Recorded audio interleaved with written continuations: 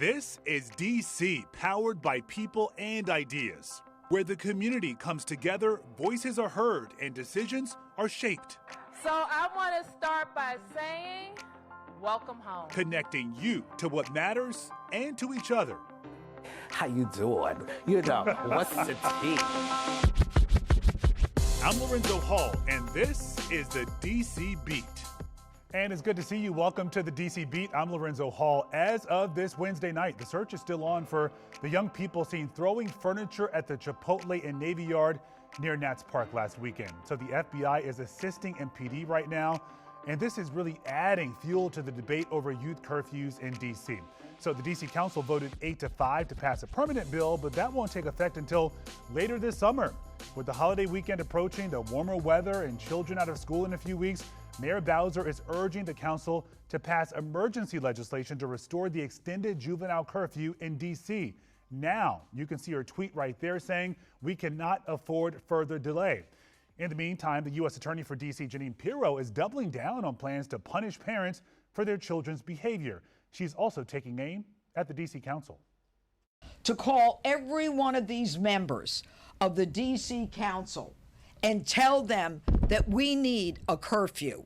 We need a discretionary curfew where the mayor and the chief have the ability to get the police and get the teens out of areas so we can enjoy the quality of life that we are entitled to. Enough of this nonsense. If we don't do this ourselves, no one is going to do it for us. So let me tell you, 9 yes votes are needed for the DC Council to pass emergency legislation. Only 8 favor a curfew, and 5 council members say, no, this is not happening. And with those numbers, only 1, though, needs to flip to get this emergency bill passed. Could that happen? I reached out to all the DC Council members who voted no on this permanent legislation. You can see them right there: Brianna Doe, Janice Lewis-George, Zachary Parker, Robert White, and Trayon White. And they are still against any kind of curfew. So at this moment, it is still not happening. So you might be asking, what now? How do we move forward? Let's do a beat check with poet, tailor, multimedia WPGC personality and host, and more importantly, community advocate. I cannot wait to get you here at the table. Yo, I love this show. I'm having a fangirl moment. Oh, stop it, and it couldn't be for a better conversation. You know, you are such a gem, and what I appreciate you, obviously we connect on social media, but we have been going on and on about this youth curfew. Yes. You know, I cannot believe we're still talking about it, but you are shifting the conversation to solutions. Yeah, so I knew that everybody would share the video from the Chipotle. And then I went to the comments to read about what's the village talking. And it was lock them up the parents, do this. But there were no other solutions on the table. My father raised a very logical thinker. Shout out to George Taylor. So the first thing I'm thinking, okay, we lock up the parent. If the parent can't make bail, now the kid is in the system. Now how is this helping what the locking up the parent does? Do they lose their job and house in the process? Because I've seen that happen to people. Yeah. So, okay, there's that.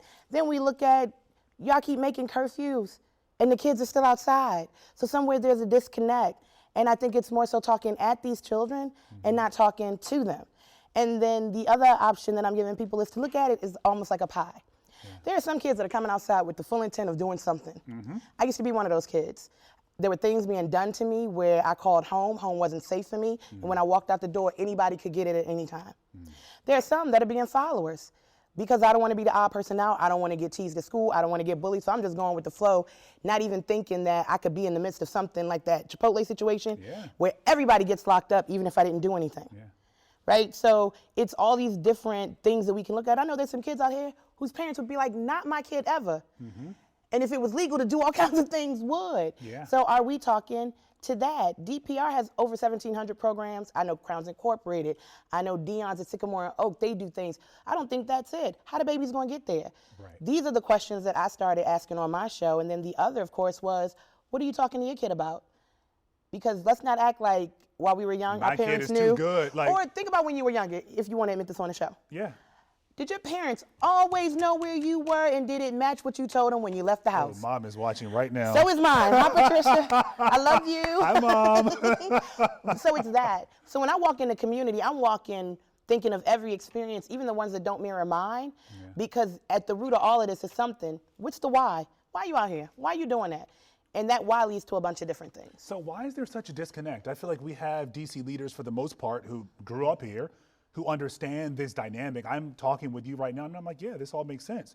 But for some reason, there's such a disconnect. People aren't putting all the pieces together and realizing that there's going to be a ripple effect if you lock up the parents or if you do take some other action. Is it a disconnect or the way the system is set up to actually do what it's supposed to do? Because over the past year, at least, I've seen money come out the wazoo for all these things that don't benefit me, my community, or my folks while they are screaming the things that they need.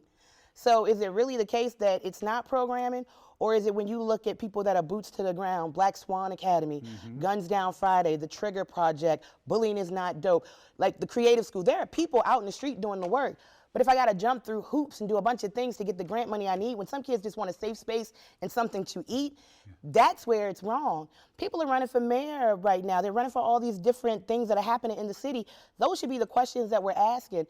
The time of you telling me what's to come doesn't help me right now. The other point that I made when I had a similar conversation was, some of these kids also come from areas in this beautiful village that 10 years ago when I started Midday Shenanigans, they were like, I don't feel safe in my community. The kids are running wild. They don't really have stuff to do. Programs are ending. We need help. There's violence. There's this. And I think because it didn't affect certain places or iconic spots, then it didn't matter because you were so far removed from it.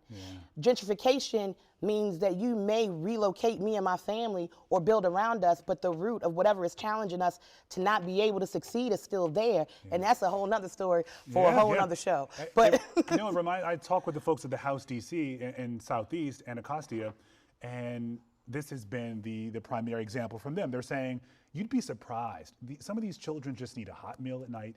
They need a consistent place to go. And that's it.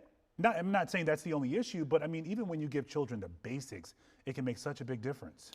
And being consistent. Yeah. Because most of the people that are saying these kids need mentors ain't never mentored, volunteered a day in their life. I think my challenge to most folks is, are you willing to not do brunch or get the section this weekend and go to one of the organizations that will welcome your time and your finances, and then you get to see your money at work? The other thing is, I think the people have forgotten their power. We've allowed these people to tell us that what they're doing and the way they're doing it works, and we're telling you it doesn't. I shouldn't need a lottery to find decent housing in the city. I shouldn't have to work 4 jobs to be able to afford. What did somebody tell me once? That I needed to make 3 times my rent to live in an apartment in D.C. Well, if I bought home $10,000, why am I arguing with you over 2 months free on this apartment? Yeah. So there are a bunch of conversations that are happening, but what you're seeing with these kids, and finally, I'll say this, the biggest influence these children have are directly in front of them. I see y'all give me the finger when you cut me off in traffic while your kids are sitting in the back seat. What do you think that they see?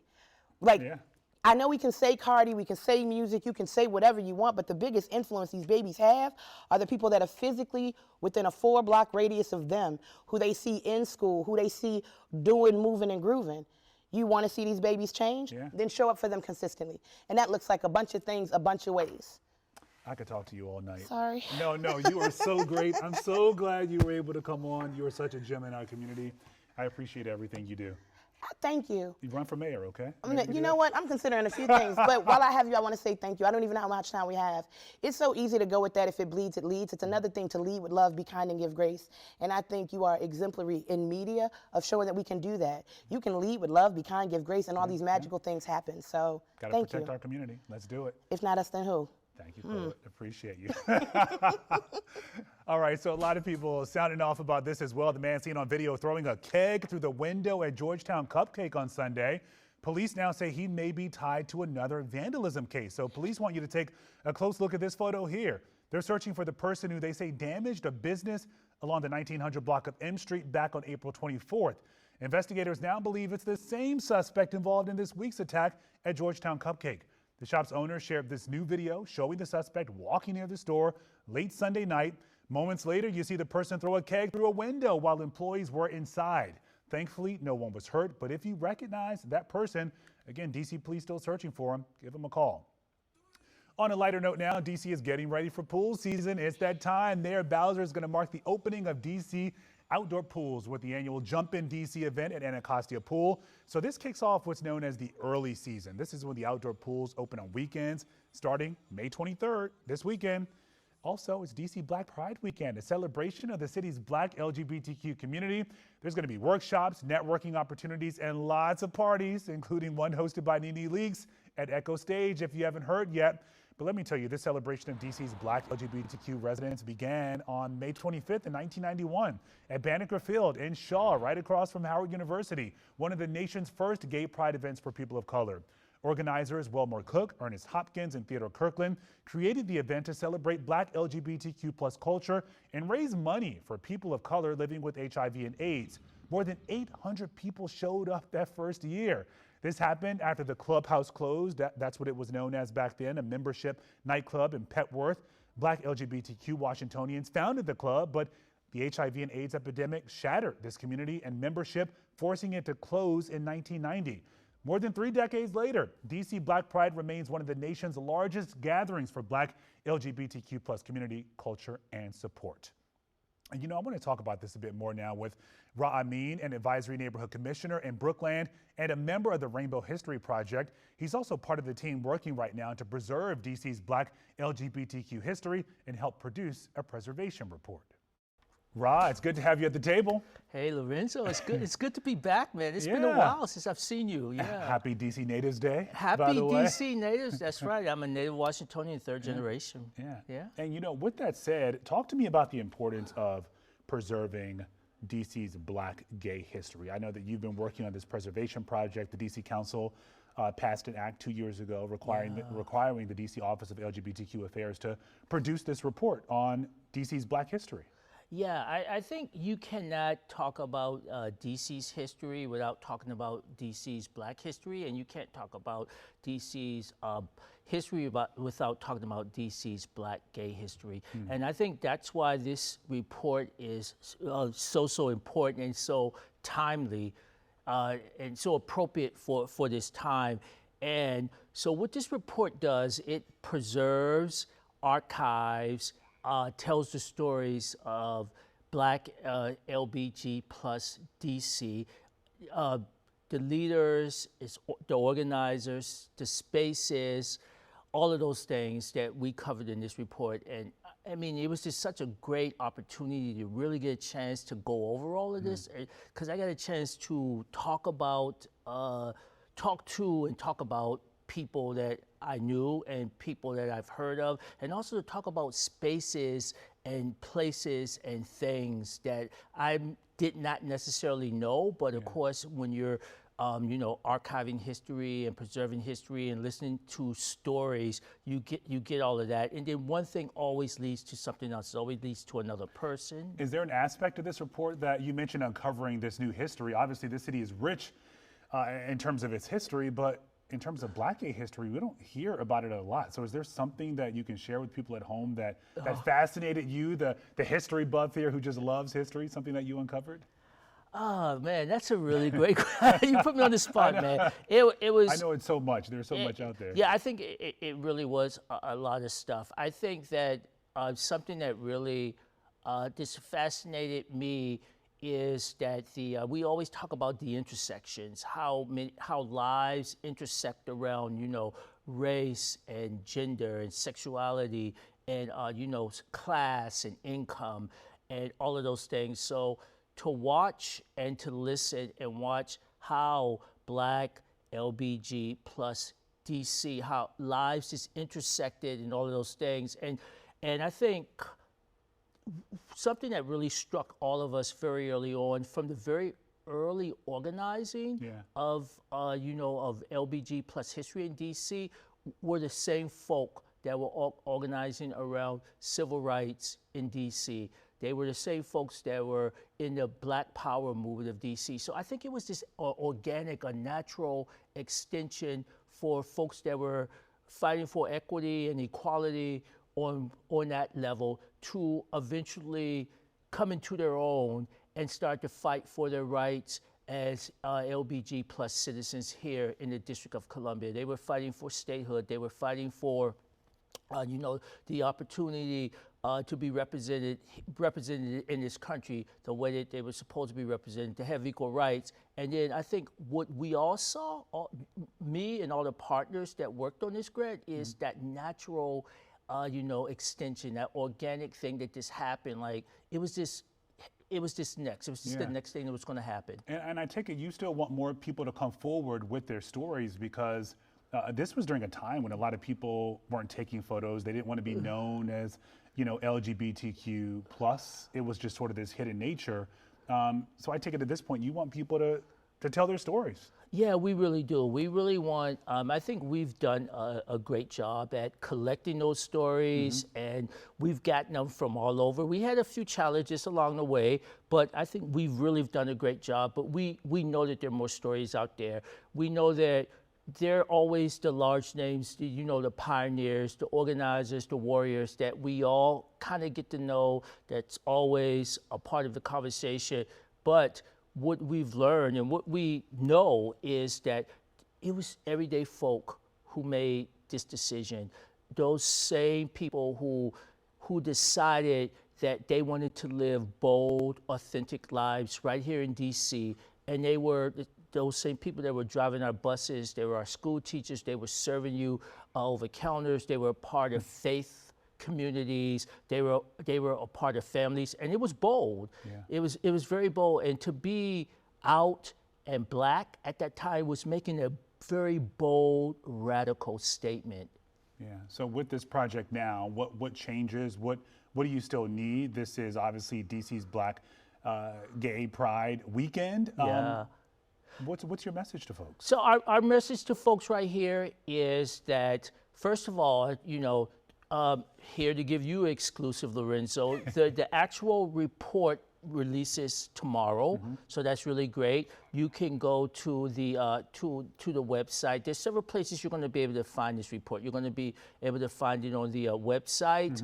You're going to be able to find it on Instagram, on our Instagram handles, but you're also going to be able to get an actual physical copy of that report. And you'll be able to see that in the office of the LBG Plus Affairs here, right in DC. And this weekend, speaking of the celebrations, there's going to be a workshop right here at the Host Hotel. You're going to be able to talk to some of the elected officials, the organizers, the pioneers, the grant partners, like myself who worked on this report. It's going to be a panel discussion right in the Host Hotel at 999 9th Street Northwest, downtown Weston. And what I love about this, you talk about the website here, it's Black LGBT History in Black with a Q.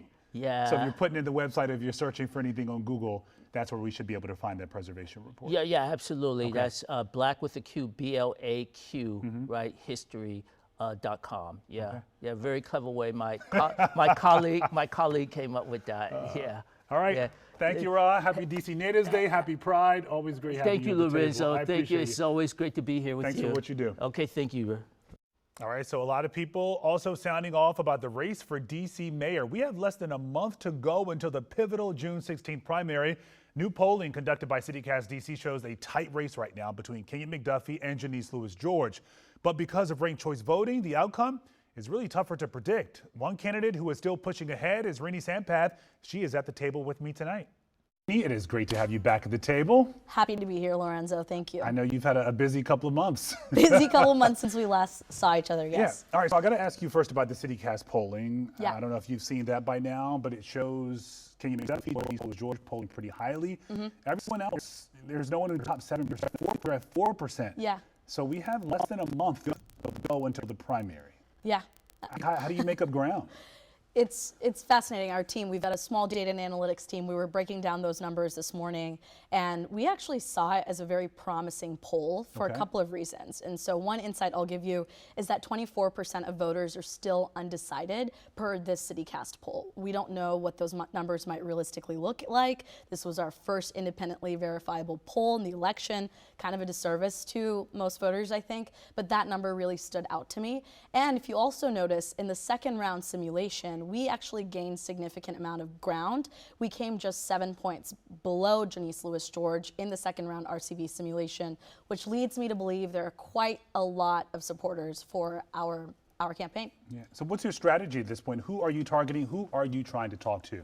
We are telling folks that at this point we need people to rank us #1, and the reason for this is that we are hearing some murmurs that people are nervous that, long shot candidate, grassroots candidate, what if my vote is wasted? So I keep telling people, if you believe in this message that DC government has a corruption culture and we need to fix the basics, we need to make sure it's focused on execution, only a true outsider can do that, and you can do that when you rank me #1. And so right now, our #1 focus is getting out to everybody who has supported us in the past couple of months and reminding them, tell your friends, tell your neighbors, a 5-minute conversation goes a long way. So we are trying to capture as many of those undecided voters and on the fence voters as possible. So when you say fix the basics, they're listening to Kenyon and Janice sort of talk about the same issues. So in this case, why Rini? Absolutely. Just earlier today, I've been starting to hear some of the other candidates parrot our talking points, which I'm proud of, quite honestly. I came into this race because I want to hear that DC government needs to actually work. But the difference between those candidates and me is that they served on city council a cumulative 17 years while these problems started and while these problems have been in existence. I mean, some of the stats that I throw out there is that the DC Housing Authority executive director got a $40,000 bonus same year that we had the highest vacancies in affordable housing. We saw the $67 million that were spent on Snowcrete and many millions given to a company that was actually indicted for fraud just last November, right? And so there's this culture where we reward a level of incompetence, and we need to actually be a high-performing organization. The career legislators who are in office right now have proven to us that they can't be the administrator and operator DC needs. So how does the Rini Sampath administration change all of that? You have not been in public office before, so I know a lot of folks that might be their reservation. They're saying this is such a pivotal moment in the city's history. Can you handle the job? I think even in my last couple of months of talking to voters, forums, being at the metro stops, I'm sure you've seen me do those types of on-the-ground outreach to voters. People have told me that they're just sick and tired of establishment politics and the old school politics in DC. And we have a political machine at work in Washington, DC, and we need new energy, new fresh blood, and that's who I am. So I think my #1 priority will be to clean this mess up, and that's going to happen when we actually appoint real agency heads who have expertise. I'm not going to prioritize loyalty, quite frankly. I have no one that's puppeting me. I have no special interest groups. We are a true grassroots candidate. When you talk about this political machine, for folks who are watching, what do you mean? Yeah, absolutely. So over the course of this campaign, a lot of community members, especially native Washingtonians, have expressed to me the frustration with Bowser's political machine. She's been in office for nearly a decade. Prior to that, you have insiders who are beholden to real estate development interests, other special interest groups like Pepco. And so the way that I see it is you have folks like Bowser who have anointed a successor, in this case, Kenyon McDuffie. And in that way, I think it's time for someone completely new to change that course. So you get in office, what's your first act? What is the first thing you take care of? Well, a member of my community, William, died of cardiac arrest because 911 coded his call incorrectly. And one of the things I have been speaking out about so passionately is Office of United Communications must be reformed. They are sending our EMS to the wrong quadrant, northwest instead of northeast, and to me that's a life or death situation. Death doesn't discriminate, and I have to take care of that problem immediately. I see that same issue across many other agencies. That includes DCHA, that includes our DPW. I mean, the fact that a sidewalk doesn't get repaired so quickly in DC. Those are the issues that I believe I'm uniquely equipped to take care of given my administrative and operational background. And it's unfortunate that the political insiders today haven't been paying attention to these basics at all. Yeah, of course we have to talk about the youth curfews. I think last time you were here, that was still a topic of conversation. Since then, the council passed the emergency or the permanent bill setting forth for this youth curfew late summer and thereon. But let's talk about this summer, this emergency legislation that they have not taken up as of yet. Do you think that they should get this through or no? First and foremost, I think the problem that we're facing today, it's a massive DC government failure. I think folks in this race are even pointing fingers at each other, and my go-to has been, you have had 17 plus years to serve DC government. Why are we here in a situation where once again, there's federal intervention on the table? The fact that Pirot is about to step in, has stepped in. She's calling in the FBI, law enforcement to go and find these children's parents in schools schools, DCPS, telling them to hand over the data. All of this is extremely dangerous, and the way that I look at it is that we should have been able to take care of our own communities to make sure that this doesn't happen. So I'm not advocating for zero consequences for these young people. In fact, I think that one way to take an approach would be, let's give them a community service commitment. Let's make sure that they have mental health resources immediately. Let's make sure there are consequences, but consequences with those types of guardrails and restorative justice measures. At the same time, we need a long-term strategy. So I've talked about Marion Barry Summer Youth Employment Program, making that year-round. Those are type of measures I want to see. But at this moment, I think we have to ardently be focused on defending home rule. And Perot stepping in, Trump stepping in is another example of us all being in jeopardy. How do you stand up for home rule as a mayor with very limited power, so to speak, when it comes to this aspect of governing? The first thing is that you cannot cede even a little bit of authority. I think Mayor Bowser made the mistake of participating in federal task forces as it relates to law enforcement, allowing the National Guard to come in. She gave an inch, and they've taken more and more and more.